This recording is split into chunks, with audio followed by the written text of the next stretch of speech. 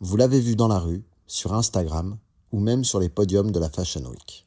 Le blouson MA1, aussi appelé Bombers. À première vue, il est le symbole du style urbain.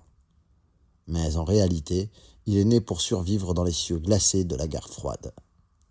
Aujourd'hui, on remonte le temps pour découvrir comment un blouson militaire est devenu une icône intemporelle.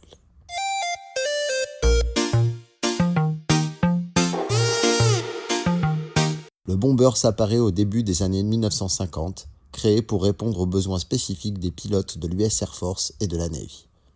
Jusque-là, les aviateurs portaient des blousons en cuir type A2 ou B15, parfaits pour les cockpits ouverts, mais mal adaptés aux nouveaux jets à haute altitude. Pourquoi ? Parce que les cockpits sont fermés, pressurisés et glaciales. Il fallait un vêtement chaud, léger et surtout non encombrant. Le cuir devenait rigide au froid, gênant les mouvements et n'isolait pas assez. La solution ? Un blouson en nylon robuste, imperméable et coupe-vent, doublé de polyester avec un col bas pour ne pas gêner le casque et le harnais. Le Bombers adopte une fermeture zippée, des bords-côtes au poignet et à la taille, et surtout une doublure orange vif, pensée pour signaler un pilote en détresse en retournant simplement le blouson. Pendant toute la guerre froide, le Bombers devient la veste standard des aviateurs américains. Produit par plusieurs fabricants sous contrat comme Alpha Industries dès 1963, il équipe des milliers de pilotes. Le Bombers ne se limite pas au combat. Il est aussi porté par le personnel au sol et devient un symbole de l'élite militaire aérienne. Dans les années 70, les surplus militaires vendent d'énormes stocks de MA1 à bas prix. Les jeunes des quartiers populaires américains s'en emparent, solide, chaud, avec un look original et strict. À New York, il devient un classique du style hip-hop naissant. En Europe, il se popularise aussi dans les scènes punk et skinhead. Ce qui était un outil de survie aérienne devient un marqueur culturel. De 1980 à 2000, le Bombers quitte définitivement le domaine strict du militaire.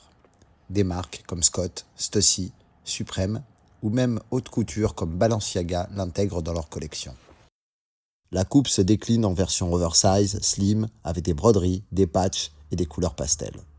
Le tout en gardant la structure originale, bord-côte, zip central, poche sur la manche. Pour l'anecdote, une légende urbaine raconte que les petits capuchons en plastique présents dans la poche de la manche étaient à l'origine 2 petites balles.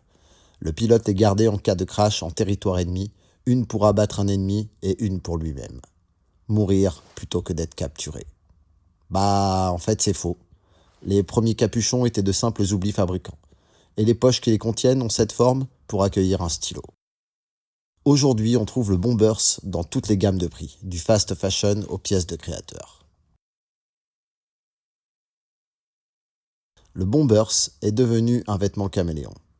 Il peut compléter un look streetwear, servir de pièce forte dans une tenue minimaliste ou rappeler ses racines militaires pour les amateurs de vintage. Pour certains, il est un message politique, pour d'autres, une pure question esthétique. Sa longévité tient dans son design fonctionnel pensé pour l'efficacité. Paradoxalement, le MA1, qui n'a jamais été pensé pour la mode, l'a conquise par sa simplicité. Du cockpit d'un F-86 au podium de Paris, le Bombers a traversé plus de 70 ans d'histoire sans perdre son âme. C'est un exemple parfait de la rencontre entre utilité militaire et style civil. Et une preuve que certaines pièces sont tout simplement intemporelles.